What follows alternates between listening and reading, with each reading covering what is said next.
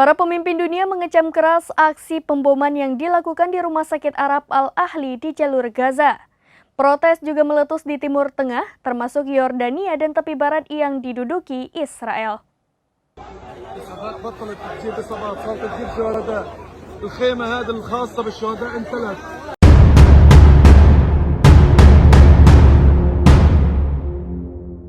Para pemimpin dunia mengecam pemboman yang terjadi di Rumah Sakit Arab Al-Ahli di jalur Gaza dan para pemimpin dari seluruh Timur Tengah mengeluarkan pernyataan paling tegas. Protes meletus di Timur Tengah, termasuk di Yordania dan tepi barat yang diduduki Israel. Yordania akan membatalkan rencana pertemuan di ibu kota Amman dengan Presiden Amerika Serikat Joe Biden dan para pemimpin Arab lainnya.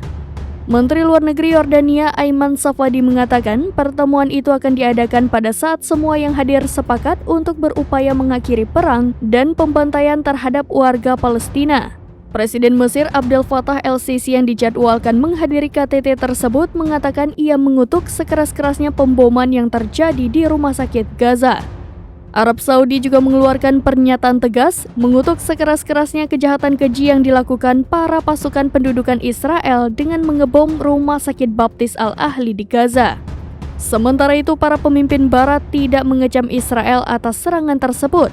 Namun, Presiden Prancis Emmanuel Macron mengatakan dalam sebuah postingan di media sosial bahwa tidak ada yang dapat membenarkan serangan terhadap rumah sakit. Joe Biden dalam sebuah pernyataan menyampaikan bela sungkawa sedalam-dalamnya atas nyawa yang tak berdosa hilang dalam ledakan rumah sakit di Gaza.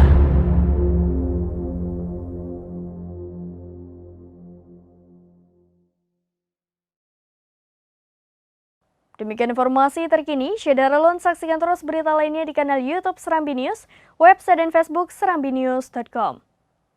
Download Tribun X sekarang. Menghadirkan lokal menjadi Indonesia.